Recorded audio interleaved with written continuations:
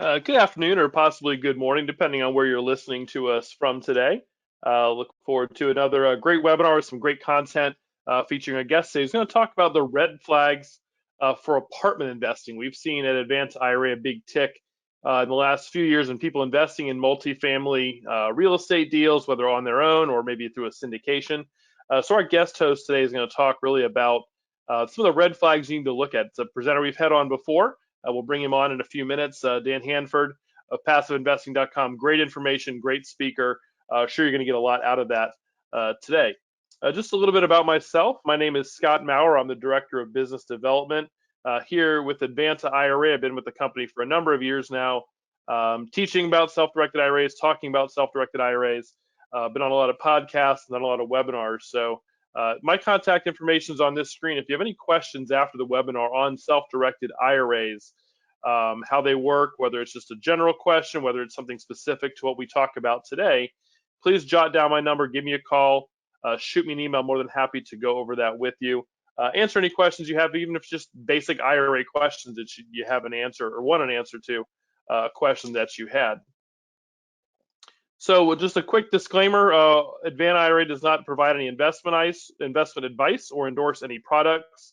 The webinars, the seminars that we do are for educational purposes only. So whether it's myself talking or a guest speaker that we have on, people who are attending always encourage you to do your own due diligence, consult with your own attorneys, tax advisors, et cetera, before entering into any type of investment. So having a guest on is not an endorsement from Advana for that particular individual. So please make sure that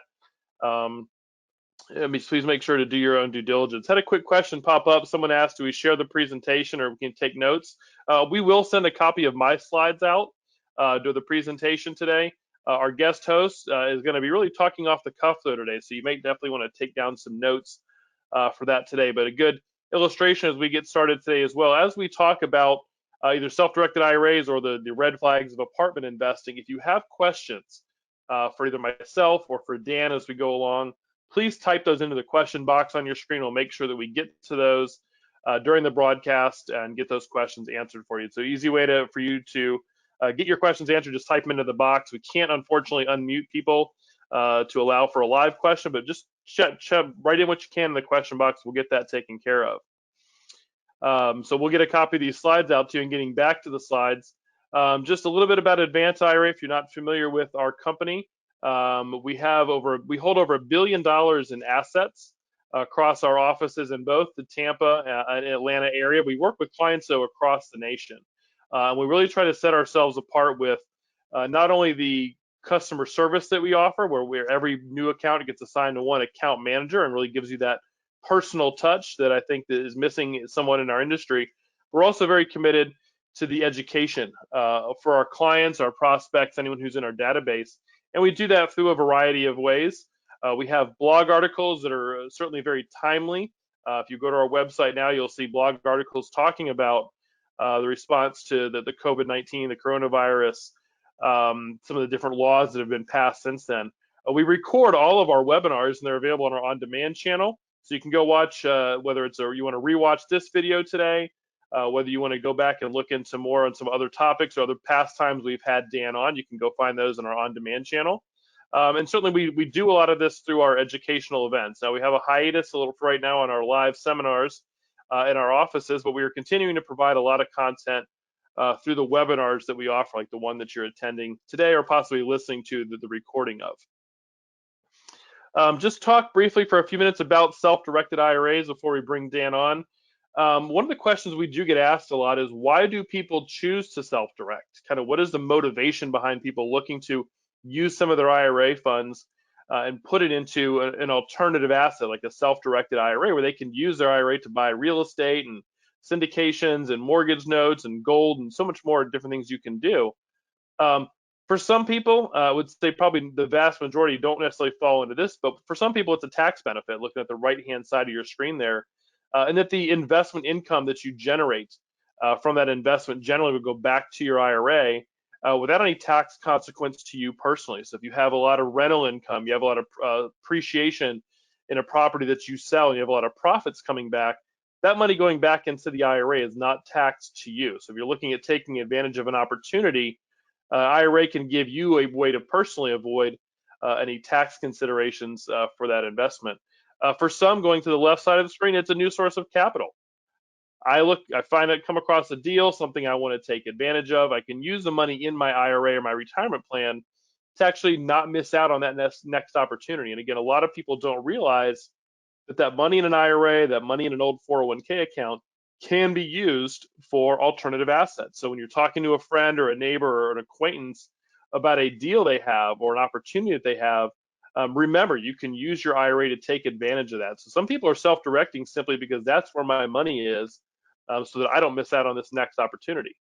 And certainly, I think we're going to see a lot of this going forward in the next several months too. People just tired of the stock market going up and down. There's a roller coaster. It's up, it's down.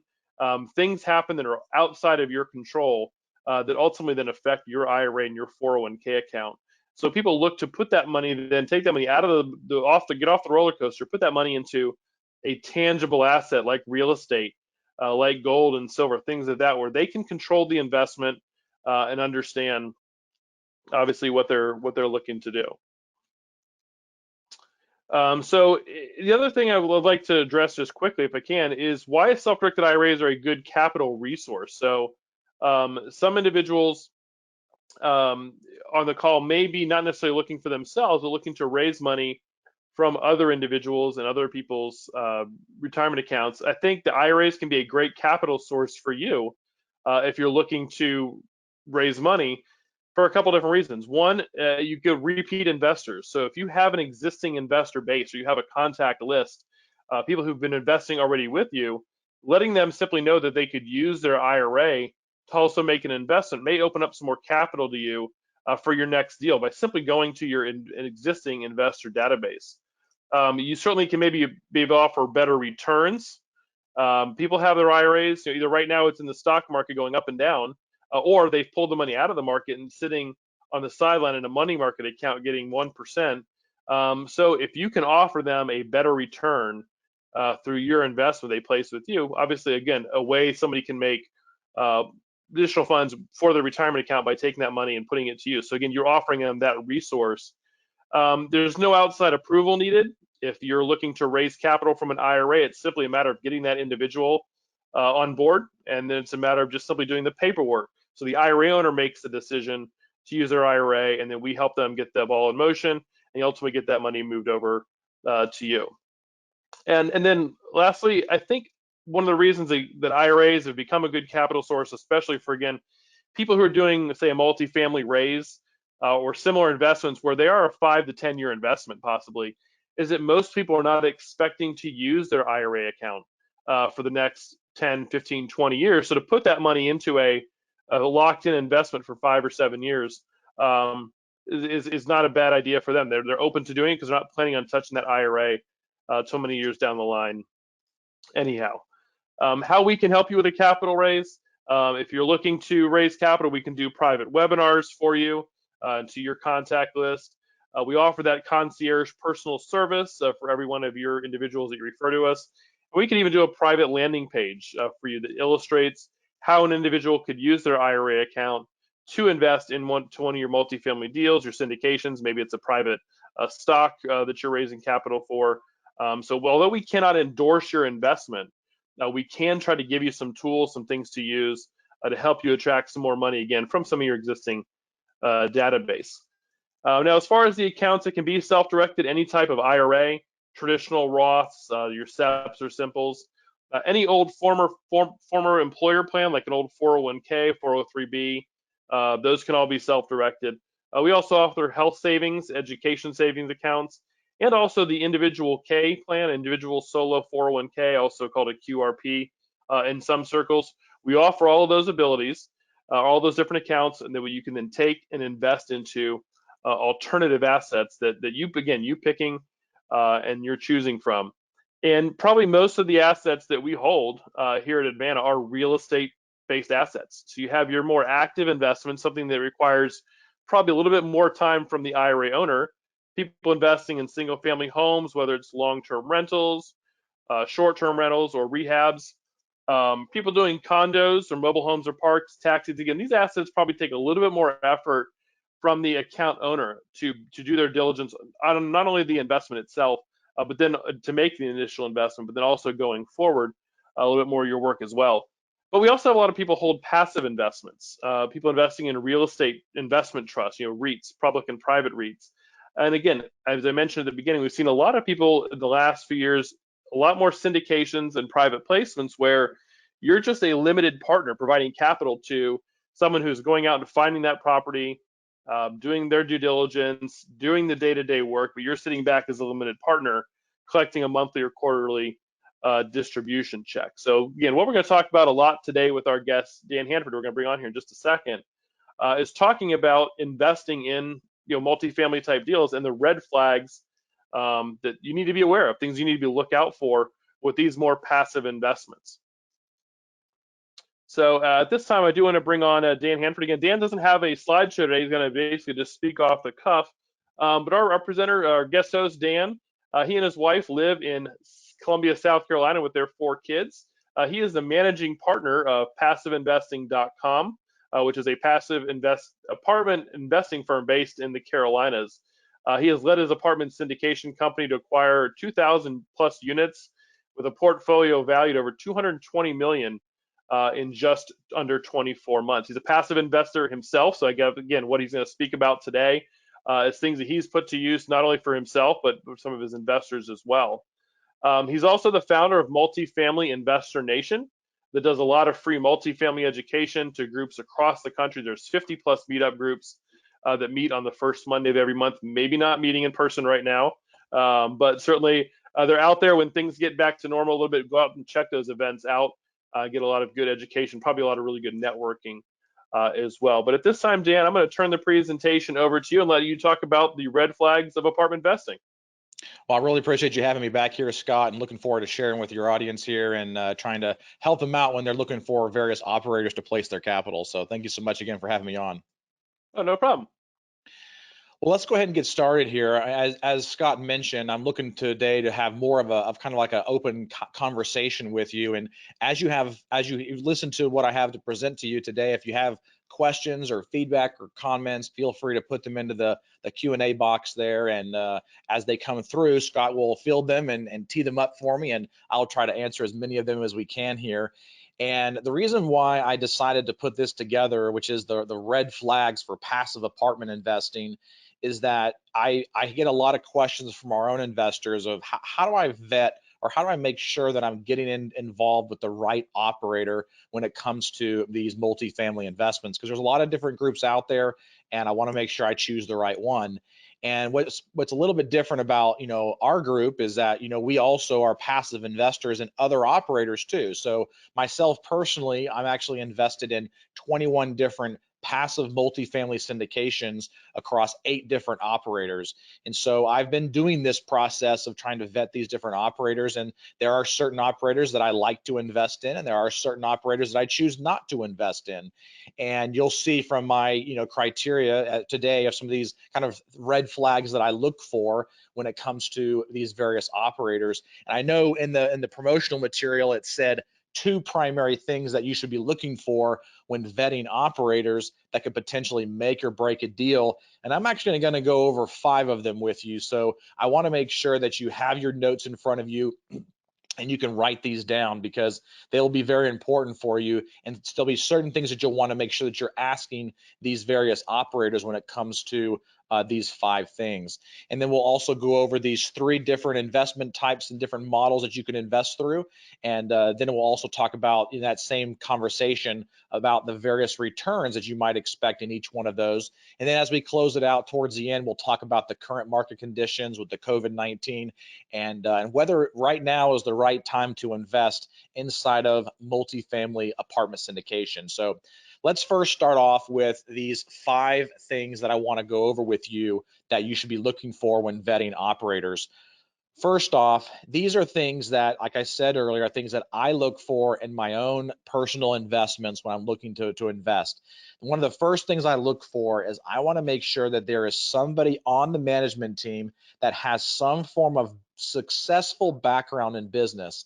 And the successful background, the success part of it is very important, because I know a lot of people who have run businesses, right? But they actually run them into the ground, not necessarily very successfully.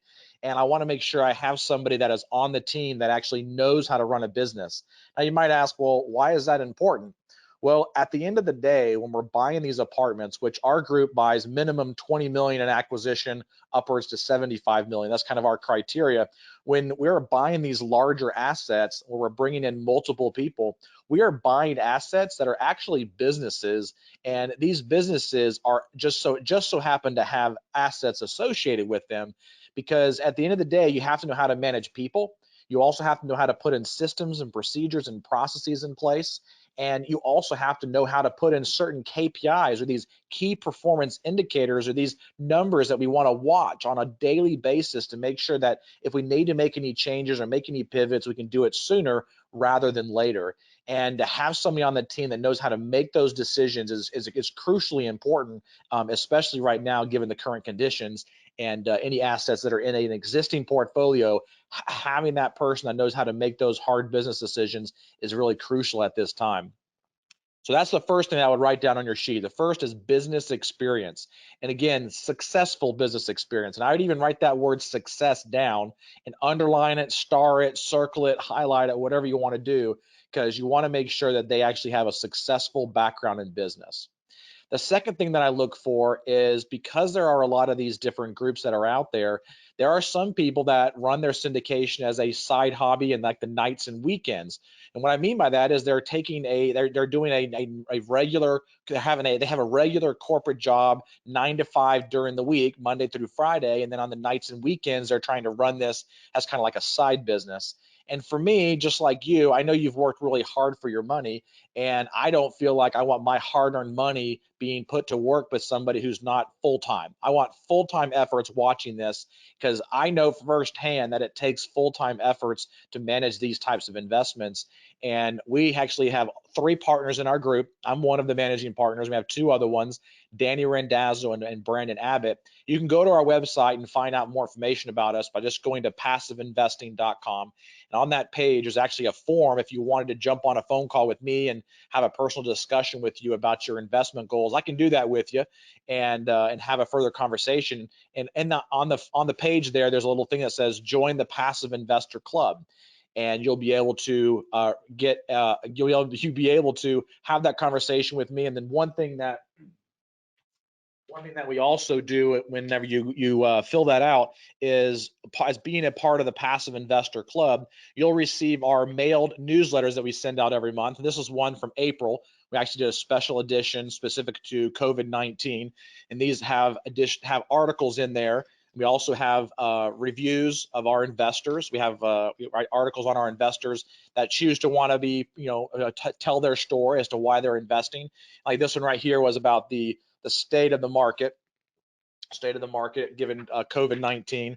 And of course, here's another just example from our March newsletter. And didn't really have much at all about COVID-19 because we wrote this in February.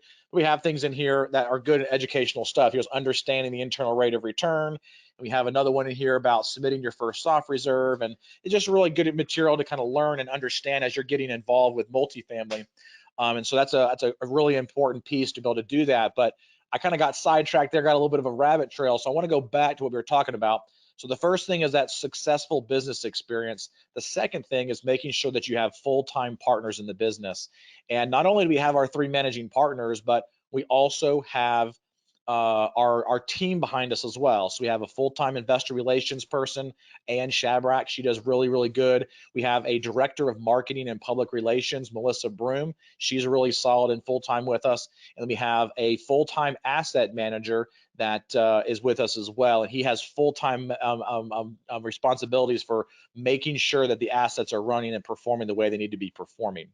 And so in addition to full-time partners, another kind of, I would say 2A and 2B, if you will, if you're keeping your notes here, you want full-time partners. And another thing about that is that you want partners, meaning plural. You want more than one.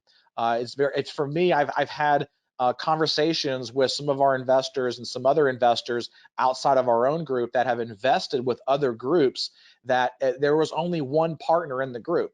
And there's I'll give you a specific story of a group that, or an investor friend of mine out of New York City that invested 200,000 of his own money, and then he actually brought in a friend of his, and his friend brought in 200,000 of his own money.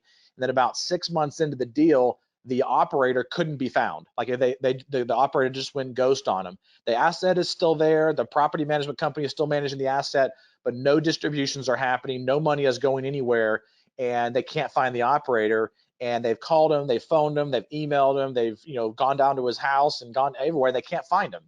And so the problem is that in the operating agreements for these different documents that you sign in the beginning says that you have to go through arbitration before you can try to get your money back. Well, the problem is you can't arbitrate with somebody that you can't find. And so they're kind of stuck in this kind of limbo land right now, trying to get a court order to try to get their money back. And it's been quite challenging. And the way you mitigate the risk of that potentially happening is you make sure that you have multiple partners, and you make sure you have the contact information for each one of those multiple partners in case something goes awry. So we have 3 managing partners in our group, and when I do my investments, I like to see at least 2, but ideally 3. If there's more than 3, then I want to make sure that they have a lot more minority role, but they want to have at least 2 or 3 people in the front of the helm to kind of make those decisions that have to be made on a day-to-day basis. And with that person who's actually making those decisions, they have to be full-time, and I want to make sure there's multiple people. And even with our own group, one of the things that we do is when we go fly to conferences or fly to various events, we make sure that we're flying on different airplanes. We don't want to be all on the same airplane and an airplane go down and all 3 partners are on the same plane. So there's risk mitigation strategies that you want to make sure you have in place there. And a lot of that has to do with the business experience, right? Because we've had these conversations, we've had these kind of thoughts that have happened in our own background in business that allows us to kind of bring it over into the syndication space as well. So first off is business experience, and then 2A is going to be full-time partners. So 2B would be you want to make sure you have multiple partners, ideally 3, but at a minimum 2.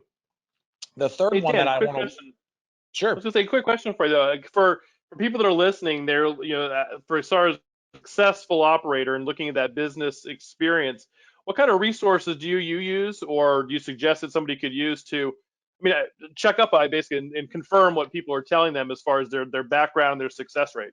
Sure, sure. So one of the biggest things that you can do is ask them what are the names of the companies that they actually, worked for or owned, right? And then you can actually do some research on that specific business. So, for example, my background in success is in running medical offices. So I have 4 non-surgical orthopedic medical clinics, and the name of those clinics is Vitality Medical Centers. And you can go online, go to vitalitymedcenters.com. You can see the clinics there. They're all open and operating, even in the midst of COVID-19, because we're classified as an essential service.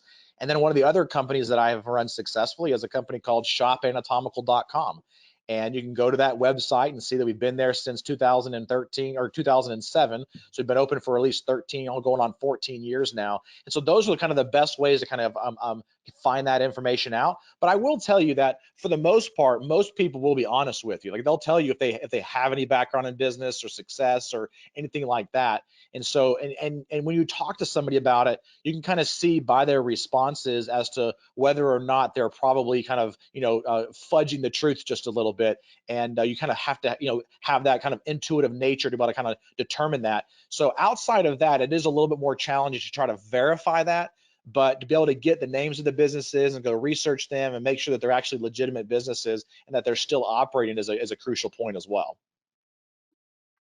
And one other thing that you could do in addition to all of that is we've had several of our investors. I have actually never done this when I've invested with another group because I have my own criteria that I look at, but I've had other investors in our group that eventually invested with us, but they asked to talk to some of our existing investors first. And we have a certain number of investors that have said, yes, I don't mind having these phone conversations and phone calls, and we can provide that information to those investors if they're deciding as to whether or not they want to work with our group and invest with us. So we usually don't provide that information until we have a project or an opportunity that they're looking to invest in. That way we don't overwhelm those investors with phone calls before they're actually ready to surely invest in those investments. But that's another strategy that you could use is ask those operators, what can you provide me with some information from people who have actually already invested with you or maybe invested in multiple projects. And we actually have people that have invested with almost every single deal that we've been in. And those are the types of people we want our investors talking with so they can verify some of the information that we actually have presented to our investors. So the third thing in this list is going to be making sure that you have preferred returns.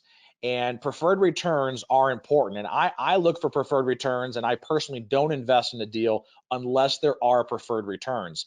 So the reason why is because the preferred returns allow the investors to receive the money first up front, all the cash flows and the profits first up to that preferred return. I prefer between about a 7 to 8% preferred return in my own portfolio. And so that 7 or 8% preferred return is what I like. And again, just to kind of reiterate with that, with some people that might not know what a preferred return is, a preferred return is you're going to get 100% of the cash flows or 100% of the profits of that project up to a certain percentage point, so 7%, 8%, and then the rest of the proceeds after that are split, usually 70% to the investors, 30% to the operator, and that's what I look for. I want to see those preferred returns. And I know some operators might say, "Oh, it's a misalignment of interest when you give the investors preferred returns," but I really don't see it that way. I don't understand why they would not want to give that return first to the investors, unless that operator was undercapitalized or the deal just was so tight that giving those preferred returns would just hurt the deal too much. But for me, if the deal is so tight that I can't give preferred returns, then I would prefer not to be in that investment. I want to have investments that have a little bit more room in them and that are not as tight, so that those preferred returns can be given. And then another reason with that operator being undercapitalized, sometimes these preferred returns are taken away because the operator needs the money to be able to live off of, right? Because if they're a newer operator and they're putting these projects together, instead of giving all of the 100% of the profits to the investors up to that preferred return, they start that 70-30 split from the very beginning. So any of the profits and any of the cash flows are split 70-30, 30% for the operator and then 70% for the investors. And so that gives more cash flow, if you will, for the operator because they are undercapitalized. And for us in our group, we actually, even over that 7%, 8% preferred return, that 30% that we would normally take out, we actually put that money back. We keep that money in the operating account as extra operating reserves, and we don't take it until we actually sell the asset. And that way we have a little bit more conservative nature of our projects, and we have more cash flow in case we need it for such a time as this, right? For this whole COVID-19 that's happening. And so far, even with the COVID-19, none of our assets have had to withhold distributions at this point. Will that change in the future? We don't know, right? April rents came in, and then we're looking at the May rents and kind of seeing what they're going to do. And those are the decisions that we have to make on a month by month and a property by property basis. But so far, we have not had to make the decision to withhold any distributions, which is really strong. So the first one is a successful business experience. The second is going to make sure you have full-time business partners, and that you have at least 2 and ideally 3 partners. And then the third is preferred returns, making sure you have those preferred returns in place so that the investor, as the investor, you get paid first. And another kind of thing to kind of line the interest is, at the end of the day, we can't take down these large assets if we don't have our investors investing in our projects. And our group is not looking to just put together 1 or 2 deals. We're looking to do this long term, 10, 15, 20, 30, 40 lifetime type of investments, so that we have our investors invest multiple times over many, many years to allow us to kind of grow our wealth together and provide that legacy wealth for our families even after we leave this world. The fourth thing is I want to make sure that we have monthly distributions. And these monthly distributions, a lot of groups will do quarterly distributions. And there's a couple of reasons why I prefer to invest in deals that have monthly distributions. So the way our group does it is we do monthly distributions after we have a full month of operations under our belt, which means, if we close on a property today, then we will wait till we have the full month of May, because this is now middle of April. We'll wait till we have the full month of May in operations, and then in June we'd make our first distribution, and we would do those monthly distributions ongoing. And with those monthly distributions, the one of the reasons why those distributions are important is because, number one, our investors like cash flow, right? But number two, we have to make sure we're buying properties that are cash flowing and are performing very well. And so we have to buy stabilized assets, which means they have above 90% occupancy. The lowest we've ever bought is 93% occupancy. And that allows us to be able to have that cash flow from the day we close to be able to have that for those distributions on a monthly basis. And another reason why these monthly distributions are important is because when you're setting certain key performance indicators, these numbers or these metrics to make sure that the property is performing at a certain level, if you're doing quarterly distributions, that operator only has to make the decision on as to whether or not they can make those distributions on a quarterly basis.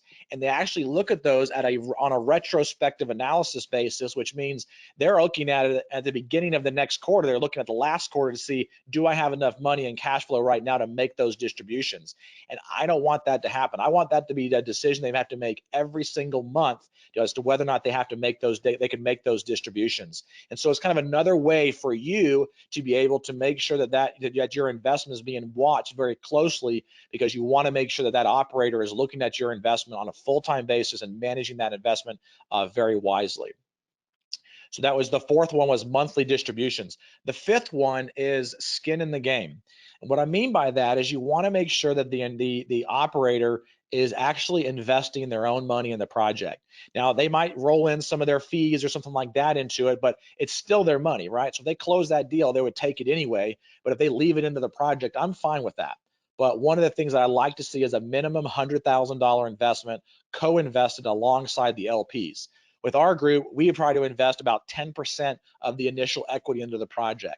So we closed a project in the fall of last year. It was a $51.5 million project out of Raleigh, North Carolina. It was a 272 unit apartment complex, and we raised $14 million to acquire that. And we did that in just under 2 weeks.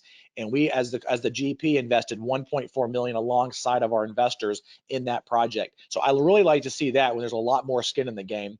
But at least at a very minimum, when I'm looking at other operators, I want to see at least a $100,000 investment for each one of the partners that are in the project. So not as a GP as a whole, but each one of the partners that are the main operators on that project. I want them to have that skin in the game so that they feel pain if they don't manage this investment properly, because that'll allow them and make them kind of be forced to have that alignment of interest and be managing that investment very closely. Hey Dan, and I was gonna say another question. Again, encourage anyone who's listening live, type your questions into the question box for Dan. We'll get to them as well. But the kind of for someone who's newer to looking at this type of investment, the amount of whether it's a monthly or quarterly distribution, and also the amount that the syndicator themselves or the operator is putting in, is that found in the private placement and subscription documents, or is it, how else can they verify that that information is correct? Yeah, so it will likely be inside. We put ours inside of the PPM, whether the private placement memorandum, which is the document with all the disclosures and the operating agreement and the investor questionnaire and various things like that. And it should be listed inside of those documents that says how much they are actually co-investing, and it should list in there how the distributions are being made. But I would have those conversations before you even get to the level of the PPM. That's kind of where you can verify it.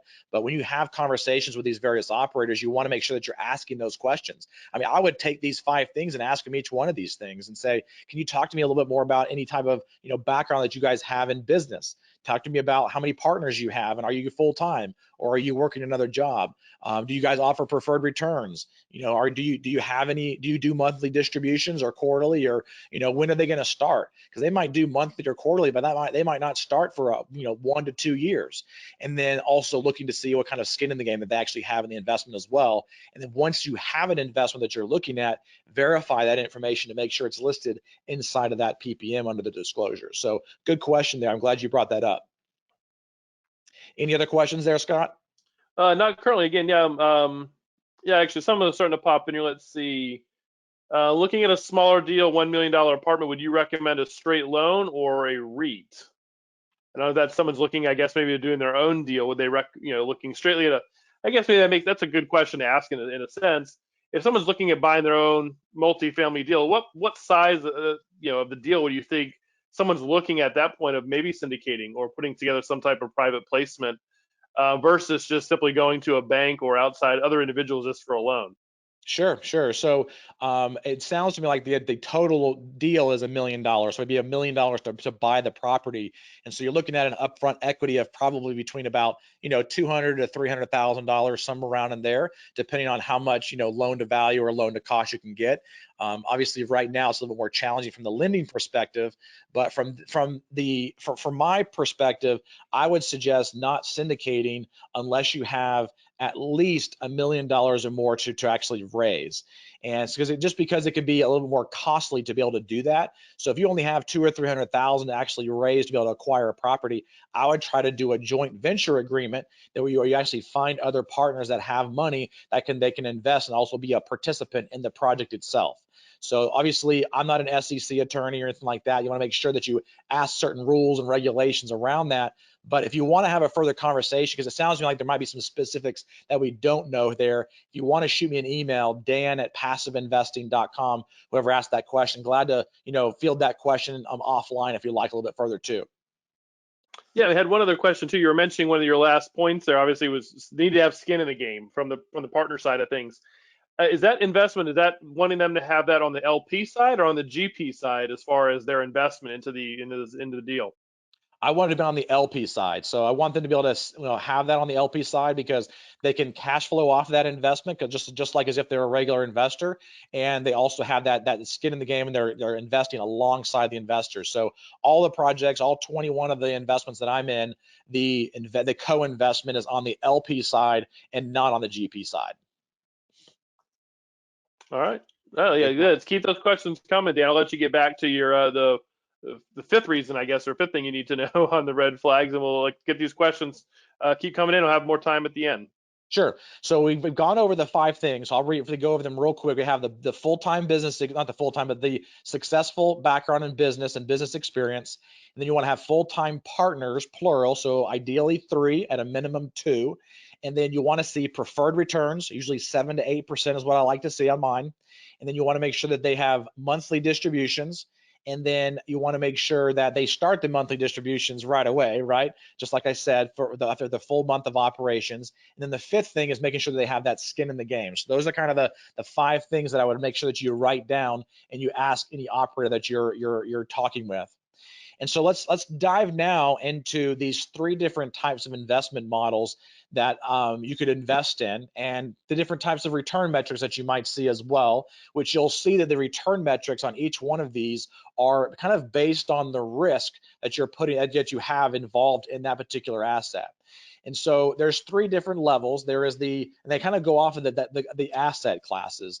There is the A class assets, which are going to be more of your kind of, core assets. And then you're going to have your B assets, which are going to be value add assets to what they call core plus, which is more of a stable asset, but still has a little bit of value add component to it. And then you're going to have your deep value add, or your kind of true value add that has or heavy value add on your C class assets. There are a D class, but those are the lower end assets, so we don't want to be a part of. We want to stay kind of in that A, B, or C, if you will.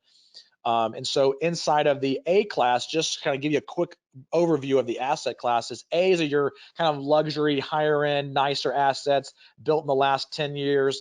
And then you have your B class assets, which range from, built in the last, 15 to 20 years to up to like 30, 35 years, depending on the condition of the property and the location inside of the market.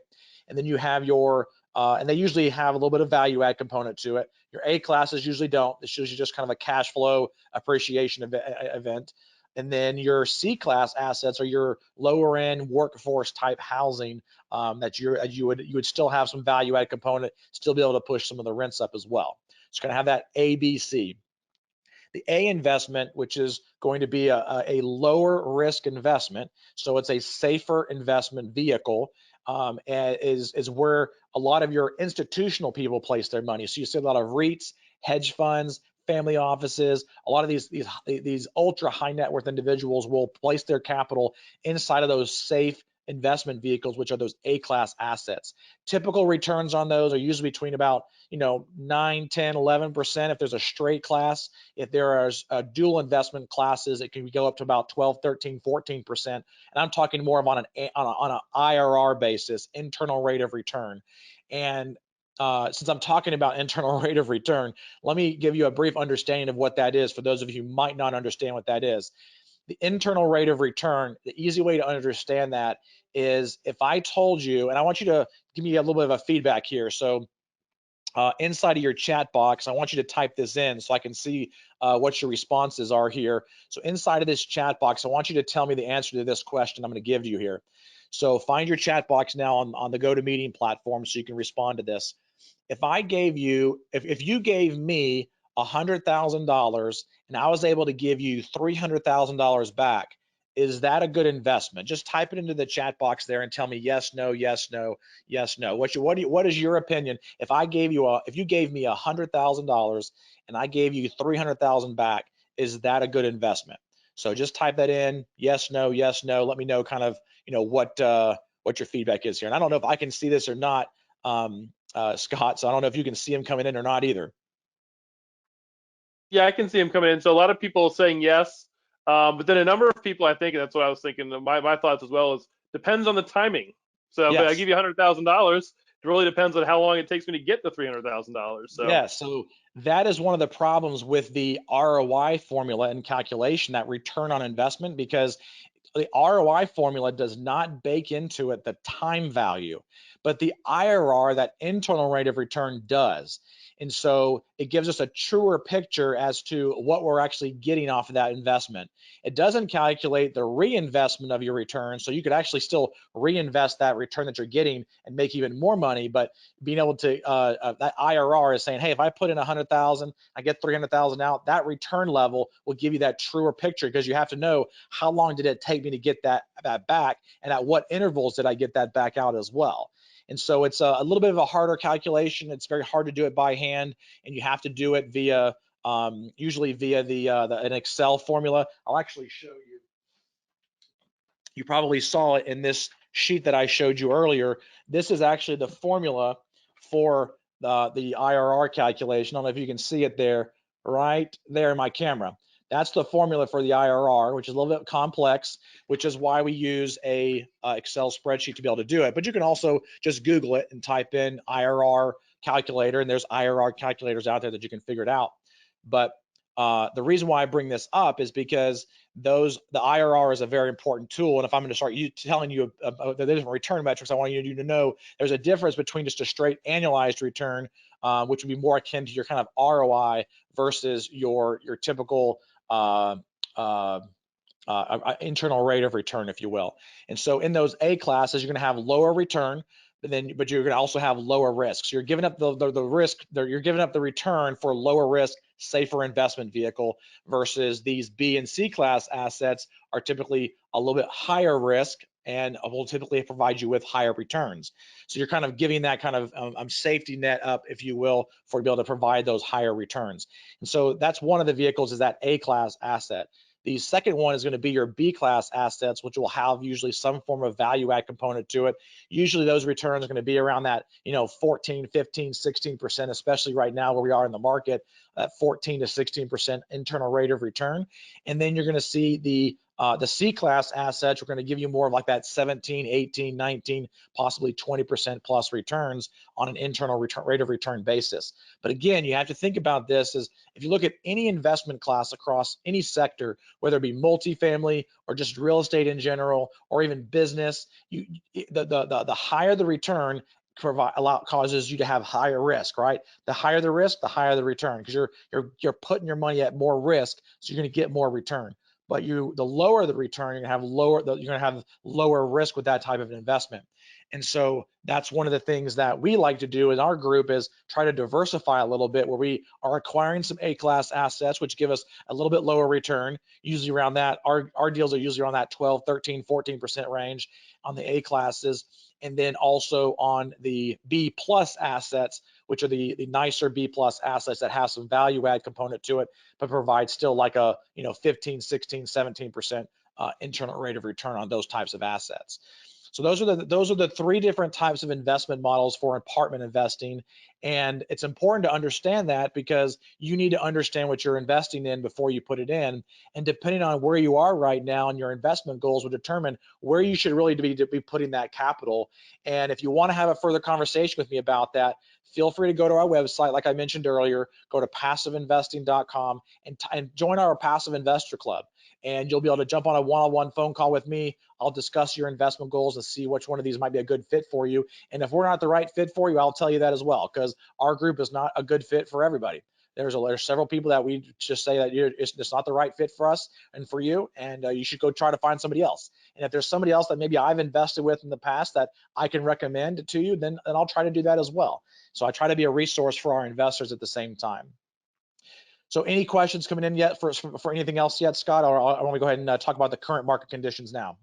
Yeah, no, we actually had a number of questions come in. I want to make sure we leave time for that too. But just going back a few minutes ago, we were talking about probably whether you're going at a deal yourself, but I guess it can apply to syndications too. But are you wary when the bank loan is requiring a personal guarantee? And I guess maybe I mean, if you're the syndicator, that's one question. But if you're a limited partner looking at, would you be wary if the bank is requiring the guarantee of the actual GP in that situation? Sure. So there, with the types of investments that we put together, our general partners, so myself and our two other partners, are loan guarantors. We do have a personal guarantee on our assets, but the limited partners do not. And so typically, though, the types of loans we're getting are what are called non-recourse loans. So there is a personal guarantee for mostly from like the bad boy carve-outs is what they would call, for anything that like a fraud or negligence or anything that would be criminal in nature. They could convert it to what's called a recourse note. But at any point, if a syndicator asks a LP to be a personal guarantor, then I would definitely be a lot more leery of that, and that would be a big red flag for me as well. I wouldn't personally want to invest in a deal that I was actually the personal guarantor on if I'm just a limited partner. So it definitely would be a big red flag for me, and sounds to me like they might be in some form of a joint venture partnership where in that joint venture, the bank wants to have all the partners as a personal guarantor on the loan. And that does happen when you're doing it outside of a syndication where it might be a group of like 3, 4, or 5 guys putting it together, and the bank wants all 3 or 4 or 5 of those people on the loan. So that does happen there. And I wouldn't necessarily be scared of that as long as I knew those people that I was operating with. And I wouldn't personally get into a JV partnership unless I had a really good, solid, long-standing relationship with somebody in that type of a space where I would actually feel comfortable signing on the debt with something like that. So good question, but definitely try not to be that personal guarantor on the loans if you don't have to. Yeah, one person asked, what do LP and GP mean? I mean, quickly, that's a limited partner is the person, people who are providing the capital but don't really have any say so on the day-to-day operations of that particular investment. The GP are individuals who are taking care of the maintenance of the property management, hiring the right people, etc. So hopefully you can don't want to take up too much time on that question. But one question asked, what fees do syndicators typically charge? So obviously you're getting an IRR or ROI return. How do the syndicators get paid? Sure. So there are 4 primary ways that the syndicator gets paid. So there's 3 primary fees that you'll see that are the most common. There is the acquisition fee, which is usually around 2% that is paid at closing when you first acquire the asset. And then the second fee is the asset management fee, which is typically around 2% as well. And it is a fee that is paid ongoing to manage the asset based on the monthly income on the asset. And you want to make sure that you make sure it's off the monthly income and not off the total equity amount, because it could actually get too expensive if it's off the total equity amount. So make sure that that's clarified. And then the third one is going to be the disposition fee or a refinance fee, where if there's any type of capital event, whether you're refinancing or putting a supplemental loan on or potentially selling the asset, then they would get usually about a 1% fee to be able to sell that asset. And so 2 things that our group actually does a little bit differently now that you brought the fees up is the asset management fee and the disposition fee in our group is performance based. So if for some reason that we can't make distributions to our investors, we don't take that monthly asset management fee. And the reason why is because I've been in deals where I've seen that where the operator is getting paid their asset management fee, but they're withholding distributions. And I feel like there's a big misalignment there from the investor and the operator when that happens. And so we choose as a group that if we can't make those distributions, then we won't take those asset management fees either. And then same thing with the disposition fee. When we sell the asset, We only take that disposition fee if we can outperform the project. So we make sure that we can, if we originally projected a 14, 15, 16% return, if we hit that hurdle when we sell, then that fee will kick in. Otherwise, we don't take the fee. So we want to make sure that we're always outperforming for our investors on our investments. And then, of course, the fourth way that the syndicator makes money is that there is what's called a promote on the back end, where that's where that 70-30 split comes in.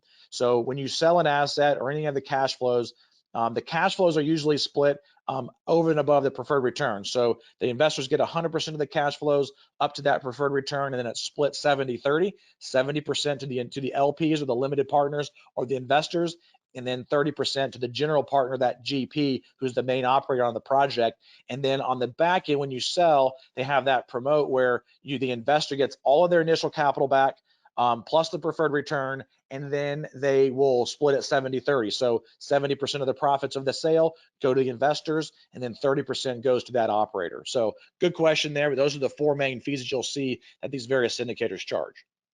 Yeah, no, and thanks for mentioning that too, Dan, because one of the questions is does the LP get any proceeds from the sale or refi, which you just answered that as well. So let me see another question too, and I do want to let you get time for the current market conditions. One question said, currently Fannie and Freddie have increased the reserve requirements. Should I raise more capital to cover the reserve requirement, or should the GPs cover it?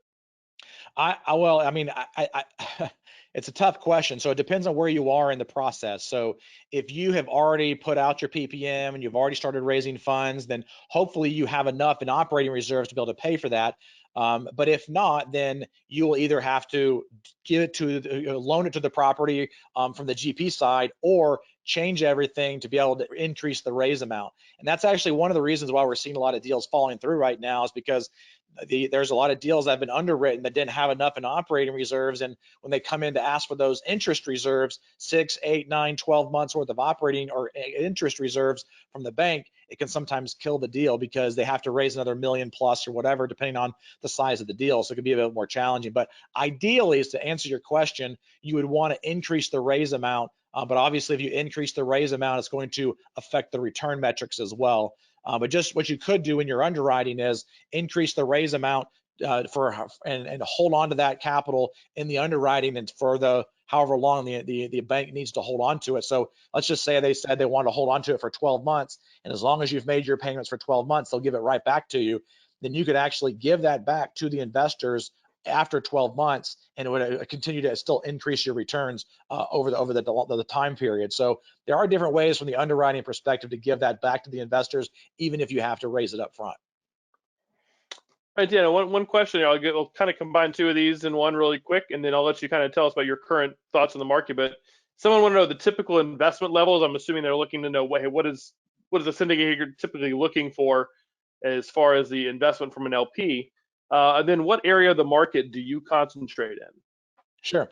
So the typical minimum investment is $50,000. So there'll be some that might do a little bit less than that, like maybe like 25. But usually you have to be a repeat investor to do that. But typically the minimum investment is $50,000 for each one of these types of assets within an apartment syndication.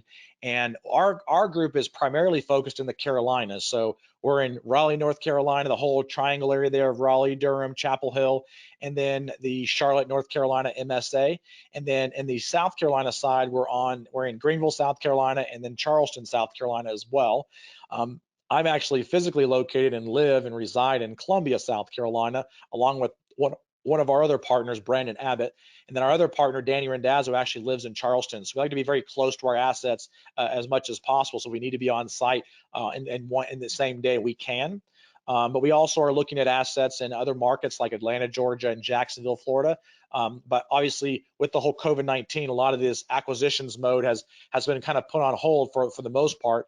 We can kind of dive into that here in a little bit too.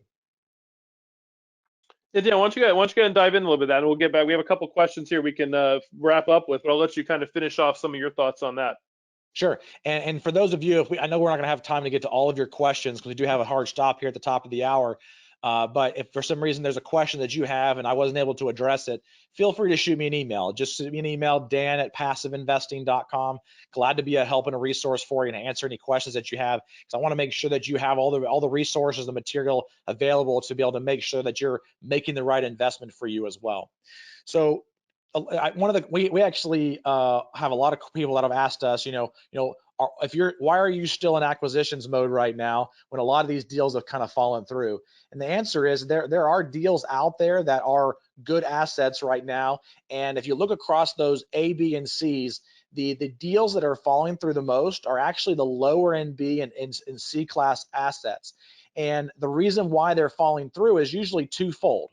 Number one, a lot of these deals were underwritten in, say, January and February, and then when they got it under contract, the underwriting changed because the debt structure changed, as well as the timeline for renovations. Because if it was a value-add play and they're spending $5, $6, $7, $8,000 a door in renovations, it's going to take them longer right now to be able to do that, because you're over the next 3 to 4 to possibly 6 months, it's going to be very hard to increase rents based on those renovations. And so a lot of those renovations will be held back. And so somebody who originally projected 12-month stabilization after doing renovations, it's going to likely take about 15 to 18, possibly 24 months for them to be able to stabilize that asset after doing those renovations. And so when it goes from 12 to 24 months stabilization, it can really have a major dramatic impact on those returns. And so you're seeing a lot of deals falling through because of that.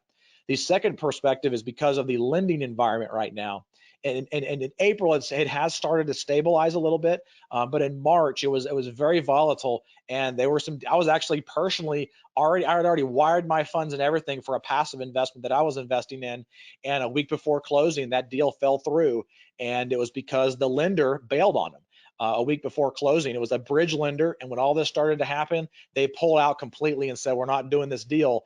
And they were a week before closing, and they had to refund all the money to investors. And thankfully, I've invested with that operator before, and so I wasn't worried about my investment, and I've already received my initial investment back that I put in, and I'm actually glad they walked away, because if I'm not glad that they had to walk away, but because that lender walked, the deal just didn't make any sense anymore, and so they had to basically forego that particular deal. And so because of the debt structure, it's a little bit harder.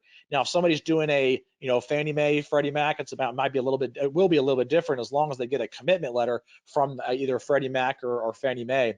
And that's one of the things that we try to look for is assets that are really good quality assets that are being put together especially right now with some sort of permanent agency financing with Fannie Mae or Freddie Mac, and that we can put on there some permanent debt, but we're not seeing a lot of fluctuations in the interest rate, and it makes the underwriting a lot easier as well. So any questions that have come in after that, Scott? I do, yeah. We had a minute or two. Let's see. Let me pick a couple. Like I said, as Dan said, if I don't get to your question, I'll get to it here. Please email him at dan@passiveinvesting.com. Someone asked what the pros and cons using capital or self-directed IRA to participate in the investment. Just quickly, obviously the pros, you're using money you may not need. Hopefully you don't need for the next few years. A lot of people don't want to tap into savings accounts and lock it up for 5 to 7 years. So I think that's one of the pros of using a retirement fund, is you're not planning on touching that money anyway. We went through that kind of at the beginning. The cons, if you're investing in a leveraged asset, you'll want to be sure to look into UBIT tax. That's something I can certainly take offline with that question as well. It's a little more detailed.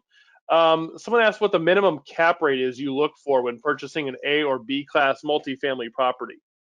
Sure. So the actual cap rates are going to be dependent upon the market that you're in. So we actually use the cap rate as kind of like a litmus test, if you will, about how strong a market is. So we don't really necessarily look at the cap rates and go, hey, I'm only going to buy at a certain minimum, because we're looking at it from an overall deal perspective. And so there are deals that we've acquired that are below 5% cap rates, and even upwards to 6% cap rates, but we're in strong, stabilized markets. And there's a lot of, kind of quote unquote gurus out there that'll teach you to try to buy in these high cap rate, 8% cap rate markets. And the problem with that is that if you're buying in an 8% cap rate market, you're lowering your returns, because if you look at the cap rate as a determination of how much you're going to get exponentially on your efforts, if you spend the same amount of time, energy, and effort in a 5% cap rate market versus a 8% cap rate market, and increase the NOI on both those properties by $100,000, in a 5% cap rate market, you've increased the value of that property by $2 million. But in an 8% cap rate market, you've only increased the value of that property by $1.25 million. So we don't necessarily look at it and say, hey, what's the minimum? We look at it and see how strong is that market, looking at those cap rates. And if we buy the property at a 4.5 or a 5% cap rate, are we still going to be able to sell it around that type of a cap rate when we go ahead and exit the property? Now, we like to be able to sell it for what we buy it for as far as the cap rates are concerned. Obviously, that'll if we've improved the property, increased the rents, allow us to have a higher exit price. But when we're underwriting and we're doing our financial analysis in the beginning, we always make sure we have an expansion on those cap rates between the entry and the exit point to make sure we have that extra room for error and that buffer just in case the market is a little bit softer when we go and sell that property. So great question there, and I appreciate all the questions you guys presented, because whenever I come on, your audience always, Scott, has lots of great and good questions, and I know we never get to all of them, but I really do appreciate you having me on, and looking forward to coming on in the future as well. Yeah, Dan, I appreciate it as well. Like I said, all the people who had questions, again, there's some other great questions on here. We're just not going to be able to have time to get to them all. Reach out to Dan at dan@passiveinvesting.com. Definitely give you some information. The people are asking about what the timeline you require, whether it's accreditations required. Those are all great questions just to talk to Dan one-on-one. Glad to help you with all those. Yep, and Dan, thanks again. We had somebody comment, this is the best info webinar they've ever seen. So it's a testament, obviously, to you, and that's why we've had you on in the past, and we'll continue to have you on going forward as well. Well, thank you so much. I appreciate the feedback, and I hope you guys have a good rest of your week. All right, thanks, Dan. You too.